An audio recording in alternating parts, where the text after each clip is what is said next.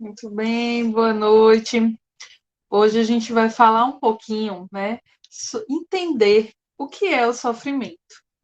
E essa é uma questão interessante, porque existem os sofrimentos da vida, né? Todo mundo, em algum momento, passa por um sofrimento. Mas o sofrimento é algo inerente ao nosso ser. Então, às vezes, tem pessoas que você, nossa, essa pessoa não tem motivo para estar sofrendo. E por que que ela está sofrendo? Isso é importante para a gente começar a entender essa dinâmica, que mais do que os fatores externos, o sofrimento ele é interno, né? Ele é a forma que nós reagimos às questões externas. Então, a partir desse ponto de vista, entender um pouco como funciona a nossa mente vai nos ajudar também a ter recursos para lidar melhor com esse sofrimento, né? Com essa angústia que se sente, às vezes, da vida mesmo, sem ter uma causa definida.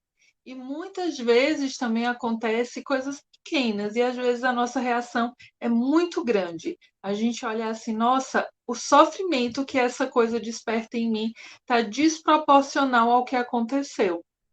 Porque exatamente, tem outras questões que são refletidas ali. E quando a gente começa a compreender, começa também a lidar melhor. Então, eu vou explicar nesse primeiro momento o que é nossa mente, como funciona e como ela é dividida para nos ajudar a visualizar esse contexto. Então, a gente vai entender primeiro que nós não somos só esse consciente. Você pode dizer assim, nossa, Ila, como assim? Né? Tudo que eu estou vendo que não é tudo que acontece. E não, essa é uma parte muito pequena de quem nós somos. Basta pensar um pouquinho como a gente é dividido, né? Entre aspas. Por exemplo, estou querendo estudar, então eu sento e aí essa é a intenção, estudar. Mas aí pode vir uma voz, né, lá na nossa mente que fala: Nossa, mas eu estou tão cansada, não quero, eu estou afim de deitar e dormir, tô cansada. E aí vem uma outra que fala: você não pode, não é assim que funciona. Você também, toda vez que quer descansar, é muito preguiçosa e começa a julgar. E aí lá no meio, né, a gente respira e vê o que é que vai fazer com esse turbilhão que começa a surgir dentro da gente. Opa, peraí, deixa eu colocar ordem, porque às vezes se torna uma bagunça. Então, deixa eu colocar ordem aqui no que está acontecendo. E aí, essa dinâmica que a gente vai entender primeiro. A gente tem uma instância psíquica, né? Que é o nosso inconsciente. E no nosso inconsciente, a gente, em primeiro lugar, não tem tempo e espaço. Ou seja, aquela coisa, mas aconteceu comigo durante a infância, como assim? Porque vocês falam tanto de infância? Porque as questões do nosso inconsciente, você pode estar revivendo hoje uma coisa que aconteceu quando você tinha 1 ano de idade. Não importa. Então, é uma instância que muitas vezes fica presa em determinadas situações. E por isso tem determinados comportamentos, desejos que são incoerentes com essa idade, né, que a gente determinou, mas que sim, estão presentes, estão ativos hoje em dia. E quando a gente começa a entender isso, também vai aprendendo a lidar melhor. A outra coisa é a ausência de contradição. Então, imagina só, isso acontece, a gente vê muito a criança, né? Ama os pais, aí, às vezes chega assim, faz algo que ela não quer, que ela não gosta, e aí ela diz, eu odeio você. E aí, nós, como adultos, que a gente não entende a contradição inconsciente, fica, nossa, como assim, né? E não, o nosso inconsciente ele pode amar e odiar ao mesmo tempo, né? E isso acontece muito, por exemplo, com os nossos pais. Então, a gente não consegue lidar, que vai ter momentos que vai sentir raiva, por exemplo, muitas vezes não é aceito. Então, a gente fica lá tentando, né, se manter numa coerência que não existe nessa instância. E aí já vou trazendo assim a questão do conflito, né? Então a gente já vai entendendo aí, opa, Pode ser que exista esse conflito. E o que é que o conflito faz? Ele causa angústia. Então, às vezes, está tudo bem na vida, mas esses conflitos de coisas que a gente reprime muito estão lá ativos. E o que é que a gente faz? Eles vêm à tona através de sentimentos, através do sofrimento, né? Então a gente começa a entender. Se tem algo que você não aceita, eu não posso sentir raiva dos meus pais. Então, por exemplo, esse é um limite. E aí vai gerar um conflito maior ainda, uma repressão maior ainda dentro dessa contradição que está existindo no inconsciente. Então, não existe, né, tempo e espaço, contradição está presente e linguagem simbólica. Por isso que a gente não entende rapidamente algo do nosso inconsciente.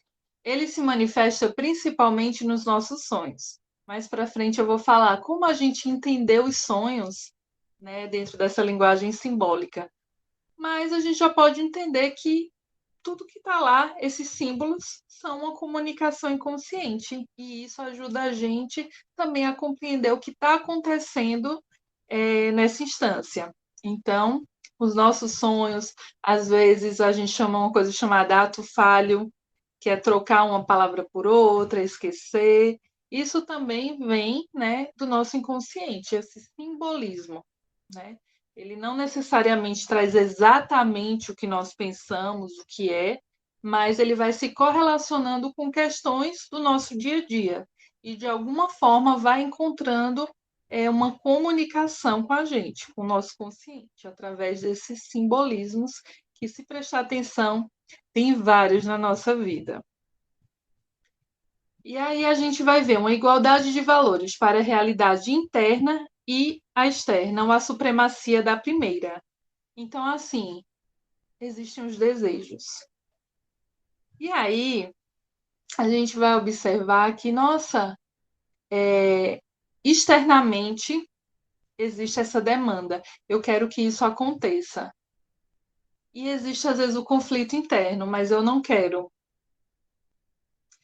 E isso, né, gera muito sofrimento. A gente vê muito isso, por exemplo, na procrastinação, né? Externamente, eu tenho tanta coisa para fazer, eu preciso fazer isso, mas internamente, né?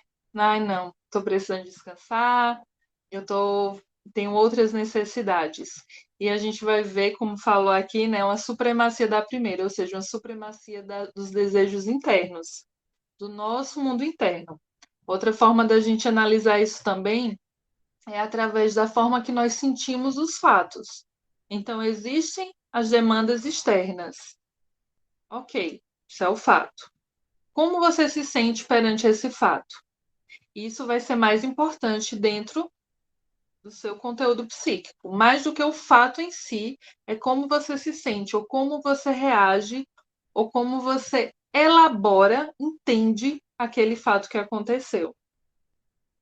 Então, isso também vem do inconsciente.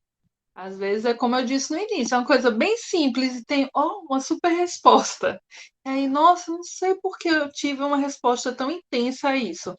Porque inconscientemente trouxe à tona alguma dor, algum trauma, alguma questão ali que não estava resolvida e encontrou, né, dentro dessa questão uma forma de se expressar, de ter um espaço ali para ser liberada. Então a gente também vai estar identificando isso através dessas relações. E outra, que é o predomínio do princípio do prazer.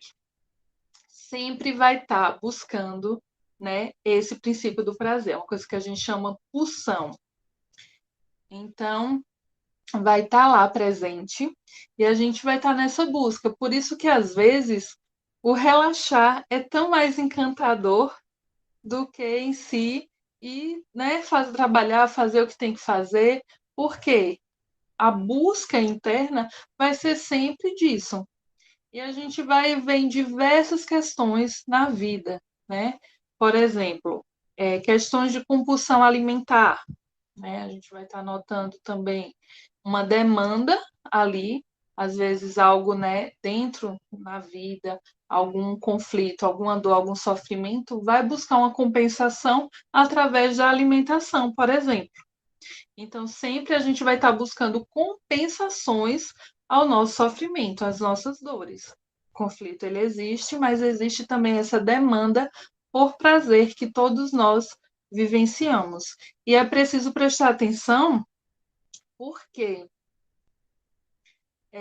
quando a gente está nessa busca pelo prazer, ele não é, ele está totalmente inconsciente. Então, às vezes, como eu dei um exemplo, por exemplo, da compulsão alimentar, não é sempre, tá, gente? Alguns casos de compulsão alimentar é preciso analisar caso a caso, mas pode ser essa busca. E a gente vê, né, que não é algo que realmente vai nutrir, que vai resolver as questões internas. Vai dar aquele prazer momentâneo, mas ao mesmo tempo não vai estar suprindo as necessidades emocionais que estão ali tendo essa exigência. Então, por isso que a gente precisa estar atento também, né, em como nós estamos buscando prazer, como a gente está buscando essa satisfação na nossa vida. Se realmente está resolvendo ou se está, às vezes, agravando. Porque geralmente um episódio de compulsão depois vem muita culpa. E a gente vai falar também hoje sobre culpa, porque é uma grande causa de sofrimento, mas vem a culpa. Então a gente tem que ficar atento o que é que está acontecendo, né? Como está se manifestando na nossa vida. E entendendo como isso funciona, a gente vai conseguindo também ter esse olhar atento, né? Acho que para o final eu vou ensinar um pouco de autoanálise, então fiquem bem atentos para essa dinâmica, né? Para que vocês depois consigam analisar um pouco como é que vai funcionando e vocês, opa, estou entendendo, vou saber lidar com isso. E aí a gente tem também uma instância psíquica que é a pré-consciente. A pré-consciente é onde ficam armazenadas questões, né? A nossa memória, que ela é rapidamente acessada. Então, nossa, o número de telefone, eu não está no meu consciente, o meu número de telefone. Mas se eu precisar, eu rapidamente lembro. Né? Então, é tudo aquilo que a gente consegue acessar com muita facilidade. Então, a gente vai ver que existe uma elaboração cronológica dentro do pré-consciente, ou seja, tudo tem um tempinho certinho. Então, lembro da minha infância, da minha adolescência, e parece que passou, né? Realmente está numa ordem, eu estou vivendo o hoje, né? E as coisas elas estão organizadas dentro de um esquema cronológico que eu consigo acessar quando eu preciso, né? Então, tem uma leve repressão. Quando é um conteúdo muito, né, que vai causar muito sofrimento, a gente já tem uma repressão maior que vai lá para o inconsciente. Então, tem coisa, né, que não lembra de jeito nenhum, tá lá no inconsciente, né, reprimido mais fortemente. E aí a gente vai ver que dentro disso existe uma elaboração lógica. E aí a gente começa a pensar, por exemplo, que tudo tem que ter um porquê, né? Ah, se eu estou sofrendo isso, é por causa disso. E assim, essa tentativa de ter um porquê para tudo, quando a gente não consegue, vai preenchendo as lacunas, né? Às vezes através de fantasias, ideias isoladas, vai tentando a todo custo preencher. A gente precisa ter essa sensação de segurança. Eu sei o que está acontecendo. Só que isso muitas vezes nos leva a situações que não condizem com a realidade. E aí a gente vai ver o nosso consciente, que é essa partezinha que lida com o meio externo, né? A partezinha que vai estar ali em contato, onde a gente vai conseguir acessar imediatamente. Então é interessante notar essa dinâmica, porque o nosso consciente ele vai captar os estímulos externos, ele vai tentar entender. Se ele não conseguir entender de jeito nenhum, se for uma coisa que está causando sofrimento, ele manda lá para o inconsciente, ele eu não quero nem ver. Se eu não ver, não existe, só que existe, né? Está lá guardadinho, presentinho. E se ele consegue lidar, ele manda para o pré-consciente e vira uma memória da nossa vida. E dentro disso, tanto pré-consciente quanto consciente estão lá tentando entender a vida, né? Tentando entender tudo. Então, vou dar um exemplo que pode acontecer, por exemplo, uma pessoa com transtorno obsessivo compulsivo, o TOC. O que é que está acontecendo? Ela está tentando preencher, às vezes, uma lacuna de controle. Então, nossa, se eu sair com essa cor, com essa blusa vermelha, eu sei que eu vou ter sorte. Eu sei que eu vou conseguir o meu emprego. E aí ela tem que ficar fazendo isso. E aí entra as repetições, né? Não se torna nem às vezes só uma crença, vai se tornando algo que tem que fazer, uma compulsão por fazer determinadas coisas. Se eu não checar a minha casa, se ela está fechada 4 vezes, então vai acontecer alguma coisa ruim. E aí isso vai dando, né, uma sensação de controle dentro de um mundo caótico, muitas vezes, em algo que não se tem controle. Então, para a gente entender um pouco, né, como a gente vai tentando preencher lacunas dentro da nossa vida. Esse já é um caso, né, de um conflito maior, mas começa a observar pequenas coisas também que pode estar acontecendo. Então, quanto mais a gente vai tendo consciência do fato em si, menos as lacunas vão sendo preenchidas de forma aleatória na nossa vida, né? E isso vai trazendo também mais conexão com a realidade. Então, a gente viu consciente, pré-consciente e inconsciente. Aí eu vou trazer mais 3 instâncias que também são interessantes da gente começar a conhecer, a se familiarizar. Uma delas a gente chama de id. O id está lá no inconsciente. Id é o puro desejo, é a pura contradição, é a pulsão que a gente chama de vida, de morte, de amor, de ódio, tudo isso está no id. O id ele não mudou desde os tempos, né, da nossa formação até hoje. A gente tem os mesmos desejos e os mesmos impulsos, né? E isso é interessante a gente entender, porque a nossa moralidade e as nossas questões sociais mudam, mas os desejos internos não. E isso causa conflito, né? Isso é uma causa de grande conflito dentro do nosso psiquismo. E aí a gente tem esse id, que é o puro desejo, que ele vai tentar encontrar uma forma de se satisfazer, ele vai fugir de todo sofrimento. Ele não quer saber, gente, de sofrer. Ele só quer saber do prazer, da realização e pronto, de dar vazão aos seus desejos, certo? E aí a gente tem uma parte que é o ego. O ego já está dizendo, é o eu. O ego ele vai lidar com tudo isso.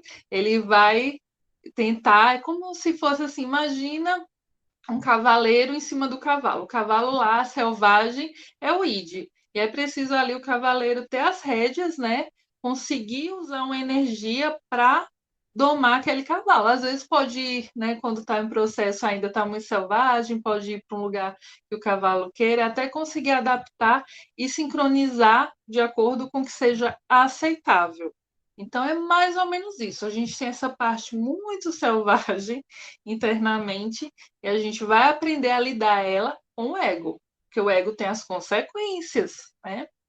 O ego, ele vai fazer essa análise do que existe internamente para como eu posso manifestar externamente. Então, ele precisa uma coisa que a gente chama de estar fortalecido para conseguir conter esses impulsos. E a gente tem uma parte que é o superego. O superego ele existe para criticar o ego. Olha que legal. A gente tem uma partezinha nossa, né, que é só crítica. Então, basicamente, todas as normas sociais que a gente aprendeu durante a nossa infância, e aí vem, quanto mais durante a infância a gente teve uma educação muito repressora, mais esse superego vai ser forte. Então, a gente tem uma parte que está lá, desejo, quero prazer. A gente tem outra parte criticando, não pode. Você precisa ser perfeito, você precisa ser moralmente, né, perfeito. E tá lá quem? A gente, o nosso ego, tentando lidar com tudo isso. É basicamente isso a nossa vida de todos os dias. Então dá para entender um pouco, né? Por que a gente sofre? Às vezes você está parado. Ok, deixa eu relaxar aqui. Meditar, tá tudo bem na minha vida, deixa eu só meditar. E começa, uou, um monte de pensamento, um monte de sentimento, você não sabe de onde está vindo. E agora para lidar? Então, por isso, o tempo todo nós estamos utilizando uma grande quantidade de energia psíquica, independente do que a gente esteja fazendo. E aí, o que acontece? Se o ego está muito fraco, o que vai acontecer? A gente não vai conseguir lidar com esse conflito. Então, dentro do processo analítico, o que a gente vai fazer é fortalecer o ego. Né? O analista, a gente vai conduzindo essa conexão com a realidade para que você consiga resolver os conflitos. Então, eu vou ensinar aqui uma autoanálise para que vocês, né, consigam um pouco prazer, isso para a vida de vocês, e consigam observar esses conflitos que estão existindo. Primeiro, observar o que é que vem, os seus pensamentos. Se quiser, pode até anotar, anota do jeito que vier. Sim, ai, mas não devia estar pensando isso. Opa, mas eu pensei. Entende como é que funciona? Você pensou, então tá lá. Esse, não posso pensar sobre isso, é repressão. Eu não posso pensar assim, eu não posso sentir isso. Repressão. Isso não resolve. Isso apenas joga aquela sujeirinha para debaixo do tapete. Você está jogando lá. Ele está resolvendo, não está pegando a pazinha, apanhando e resolvendo realmente a questão.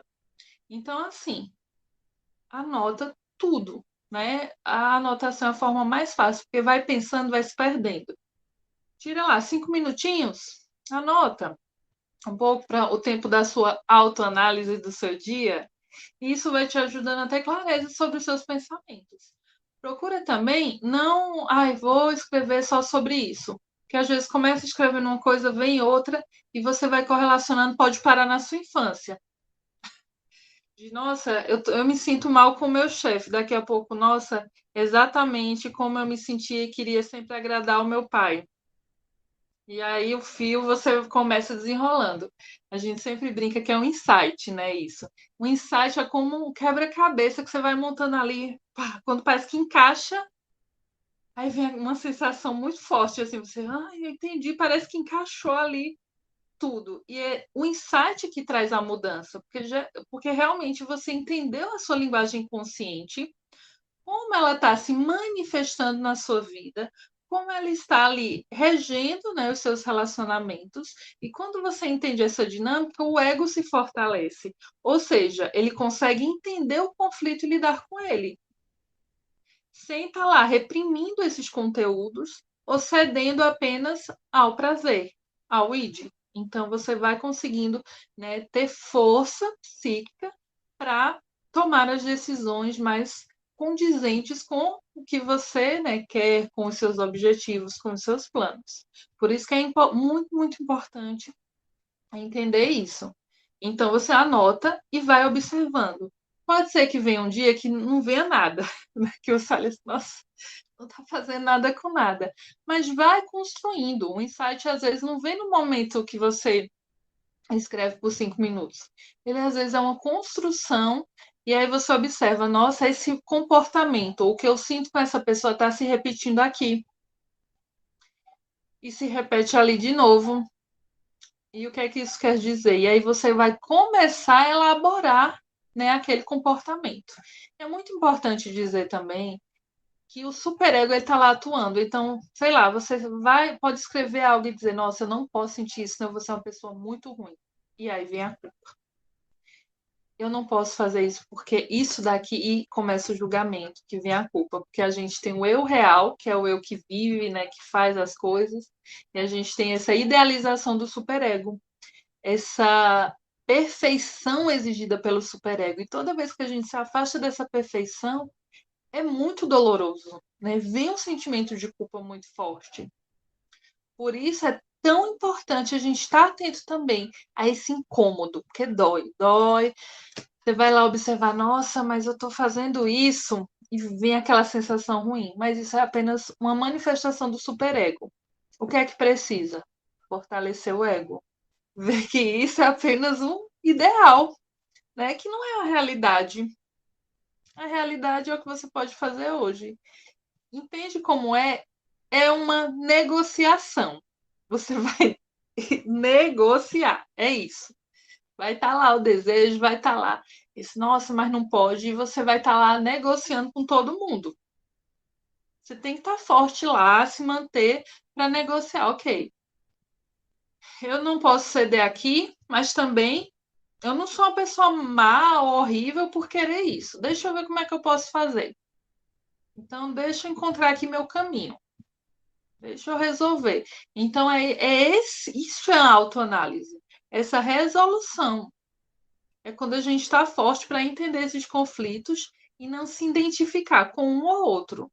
A gente trazer esses conteúdos, observar que eles existem, escutar essas vozes internas todas, aceitando que tudo isso existe dentro da gente e às vezes coisas que a gente não quer que exista, mas estão lá, existem. E aí a gente observa, não se identifica e simplesmente resolve, né? A gente vai resolvendo através do ego, a gente vai trazendo essa consciência, observando, negociando o que é que eu posso fazer e trazendo à tona. E é assim, é o, né, a análise nossa de todo dia que a gente precisa estar fazendo. E uma forma também da gente entender ou entrar em contato com o nosso inconsciente é através dos sonhos. Então, da mesma forma que da autoanálise você vai lá anotar tudinho, você pode deixar uma cadernetinha perto da sua cama, para quando você sonhar, você tá lá com um caderninho e anotar os seus sonhos, tá certo? Anota. O que é que eu vejo muito, né? O pessoal, sonhou com tal coisa, significa isso, né? O dicionário dos sonhos. E o que é que Freud trouxe? A gente, cada sonho, cada elemento do sonho, ele vai estar relacionado a um conteúdo psíquico que só diz respeito, né, a cada um. Então não vai ser a mesma coisa para todo mundo. Pode vir um sonho que é a realização de um desejo. Ele traz um exemplo bem interessante da filha dele, que passou o dia querendo comer um chocolate. E ela pediu e não deixou. E aí depois a filha dele chegou para ele e disse: Papai, eu sonhei eu comendo chocolate, foi bem legal. Então aí ele já observou: olha, os sonhos às vezes ele traz a realização de um desejo inconsciente. Aquele desejo que a gente não quer ou não consegue realizar de jeito nenhum, a gente sonha como uma forma de liberação e de satisfação, né? Uma forma também de sentir prazer. Então, os sonhos eles podem estar relacionados a isso, tá? Nem tudo é, é algo, né, a ser analisado, mas observa, se tem um sonho que você sente, ai, como foi bom, eu passei, né, o meu sonho comendo o meu chocolate que eu queria, então isso pode ser a realização de um desejo. Outra forma é você, aqueles sonhos às vezes não tem nada com nada. Anota os elementos e você vai observar cada elemento separadamente. Então, ok, tinha uma igreja. O que é que igreja significa para mim? O que é que me vem? E aí você anota lá, casamento? Será que é funeral? Será que é medo? Será que é beleza? Né? Você vai observar para você cada elemento separadamente. Então, céu, os elementos que mais chamam a sua atenção.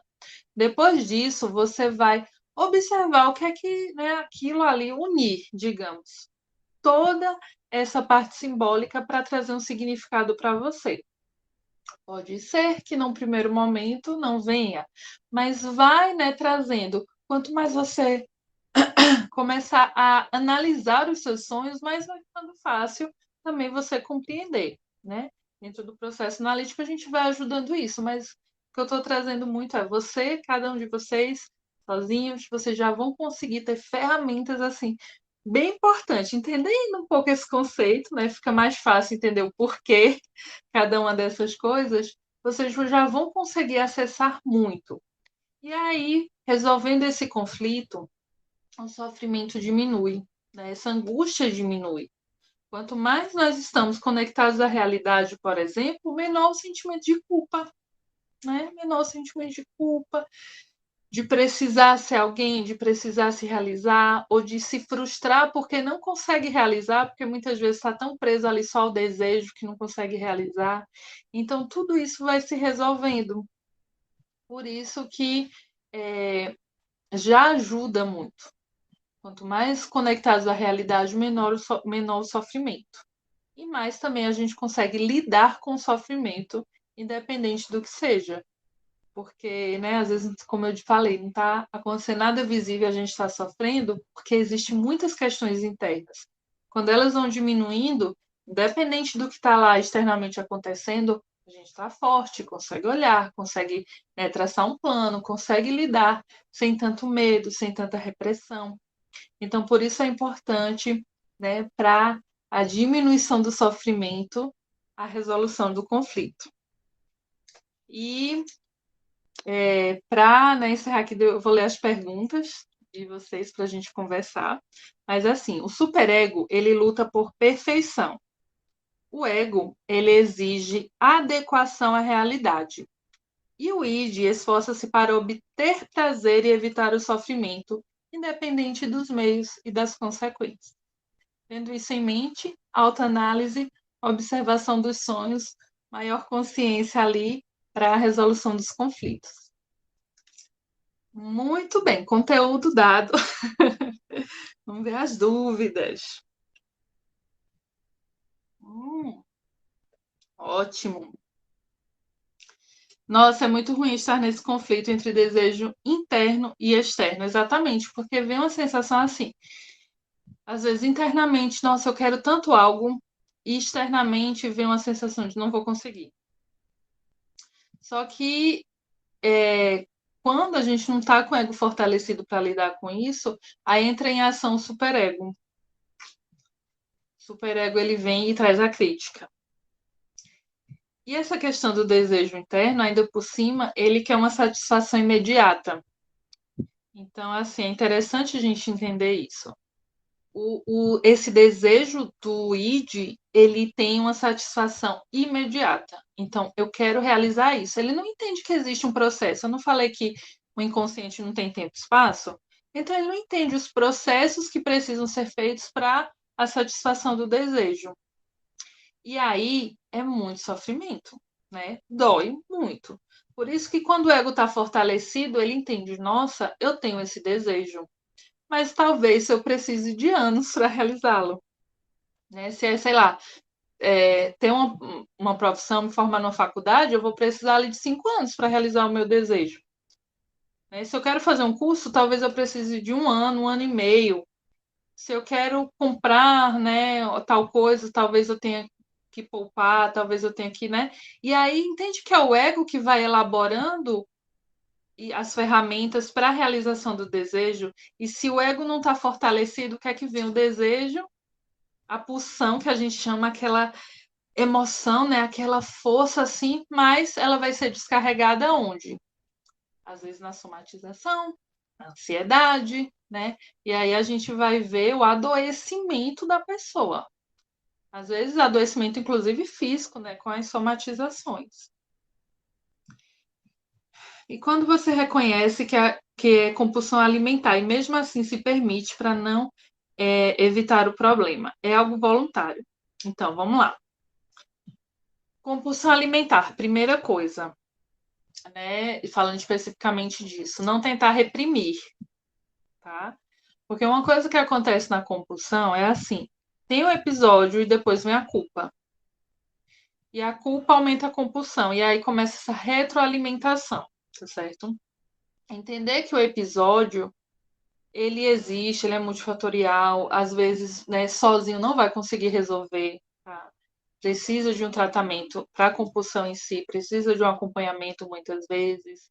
Então, são diversos fatores que estão ali influenciando, porque a nossa sociedade julga muito como falta de controle, falta disso, falta daquilo. Entende que isso vai lá para o superego, aumenta o conflito, que aumenta a compulsão.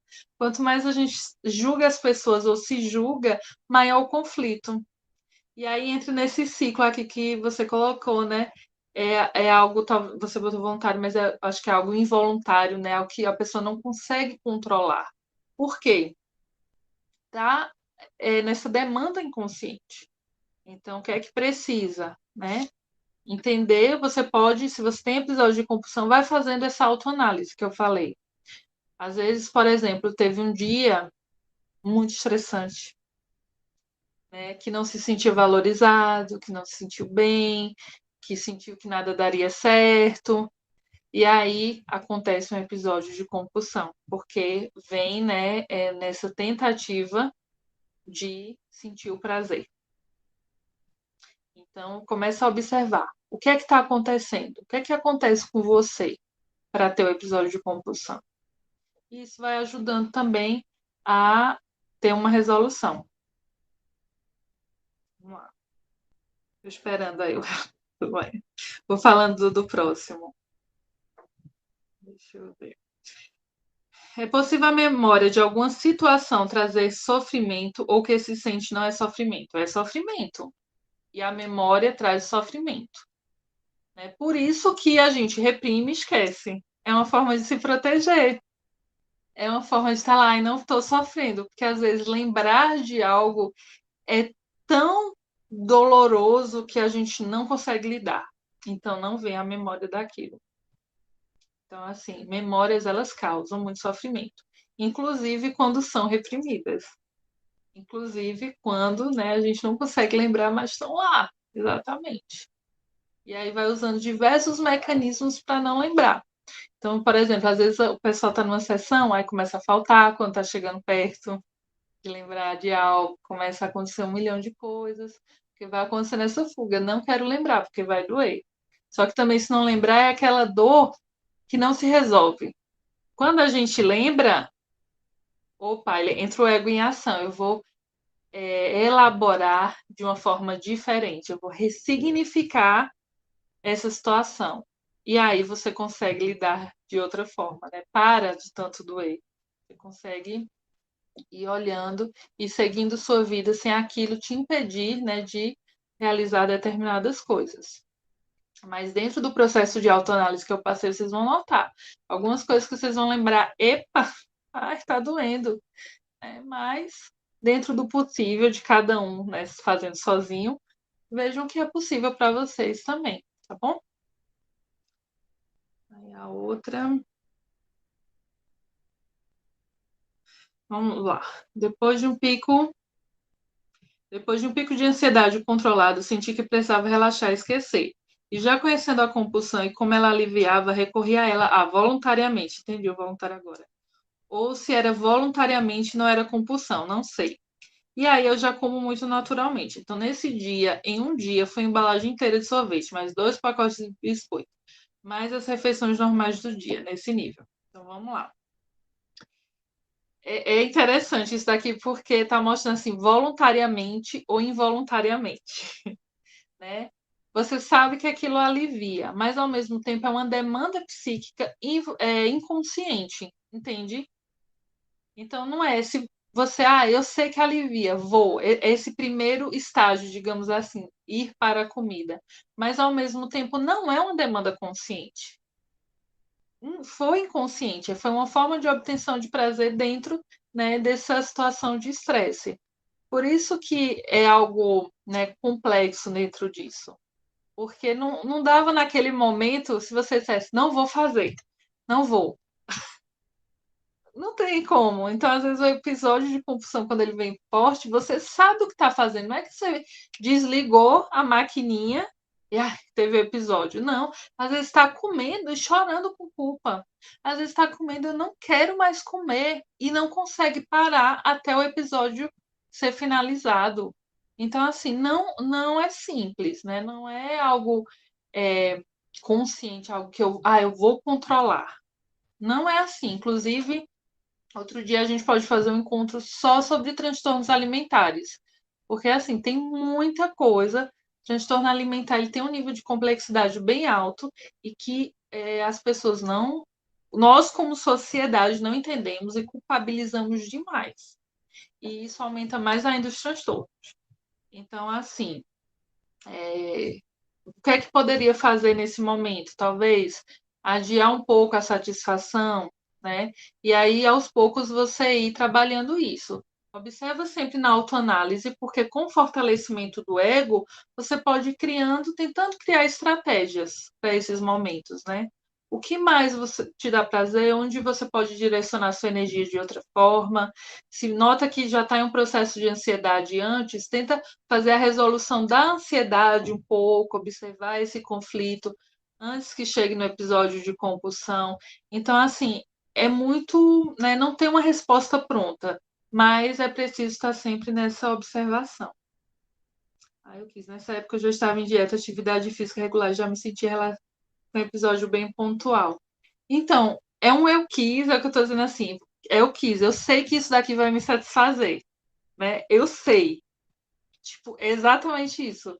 É um querer, assim, eu sei que isso vai me satisfazer nesse momento. Só que essa necessidade de satisfação é inconsciente, entende? Porque se não tivesse o conflito, você não precisaria ter essa satisfação. Então, assim, por exemplo, para isso foi a compulsão. Para algumas pessoas, né, cada um pode ir mudando. Porque o nosso inconsciente é que precisa de satisfação. Então, cada um já sabe, às vezes, como vai ser essa satisfação. Se vai ser na alimentação, se vai ser, né, o que é que vai ser na vida. Cada um ali, às vezes, já sabe o caminho. Mas a demanda é inconsciente. A gente precisa observar essas demandas, entender esses conflitos, para conseguir. Pronto, essa satisfação funciona para mim de outras formas, sempre como fuga ou alívio, exatamente. Às vezes, por exemplo, é ficar assistindo muito tempo, é ficar.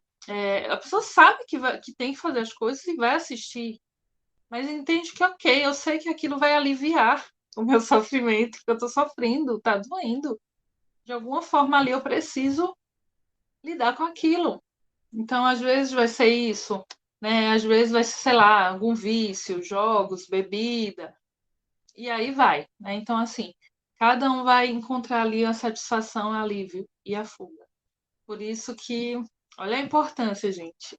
Quanto, né, já está vindo aí, vocês podem começar a observar na vida de vocês a partir desse entendimento de como funciona a mente. E aí vocês já podem começar a buscar dentro disso, né, como vocês vão se relacionando com outras questões. Importante, né? Deixa eu ver, teve mais pergunta. É possível, a memória eu já falei. Pessoas ansiosas ou depressivas sonham menos? Não necessariamente. Quem sonha menos ou não sonha é porque está reprimindo, né? Uma das pessoas que mais reprime é o inconsciente.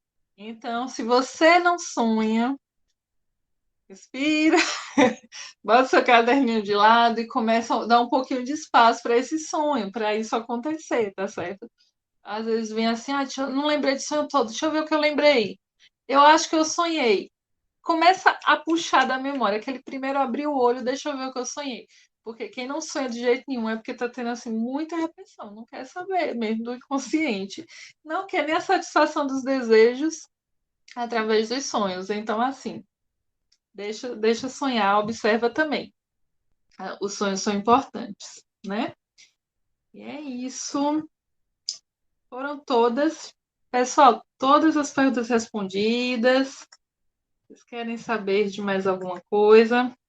Tem aqui. Mas depois, né, posso fazer uma só da parte de questões alimentares. Depois também eu posso trazer um pouco essas questões de fuga, como é que funciona. Mas assim, eu espero muito, né, que essas ferramentas que eu trouxe possam ajudar vocês consigam trazer e se entender um pouco mais. E assim, são pequenos passos, né? Às vezes a gente quer que as resoluções sejam rápidas e, vou, né, resolver isso rapidamente. Isso é totalmente desconectado da realidade. Então, assim, são pequenas coisas. O nosso id, os nossos desejos, eles não vão mudar, tá? Então, assim, não tenta, vou controlar. Não, não muda. A gente é assim. O nosso superego, ele já foi formado. Então, assim, sempre vai ter aquela crítica lá. O que muda é nosso ego. Então, quanto mais fortalecido, mais a gente consegue, né, lidar com essas questões, ressignificar e trazer as mudanças necessárias. Então, sempre estejam, né, nesse processo de fortalecimento do ego. E isso é o que vai diminuindo esse sofrimento. Às vezes, para resolver, a gente nem precisa acessar um sofrimento, ir lá, mas assim, a resolução disso é um alívio e é uma mudança tão profunda, né, que vale a gente deixar essas repressões, a gente está anotando todo dia, né, fazer nossa autoanálise, a gente sair um pouco, né, desse lugar de, eu já sei tudo e não preciso mais, para ter esse tempo, de nos entender, de aprender a lidar conosco, porque olha só o que já está acontecendo internamente. Isso daí vai trazer, sim, mais paz, mais saúde mental, né? Menos adoecimento. Porque falei de sofrimento, que todos nós sofremos, mas a outra questão disso é realmente as patologias psíquicas que a gente vê todos os dias, cada vez mais presentes, né, em maior número de pessoas. Então, para evitar esse adoecimento, é preciso essa consciência e para também curar, lidar com esse adoecimento, é necessário esse fortalecimento do ego na nossa vida. Então, muito obrigada por todos vocês estarem presentes pela nossa troca de hoje.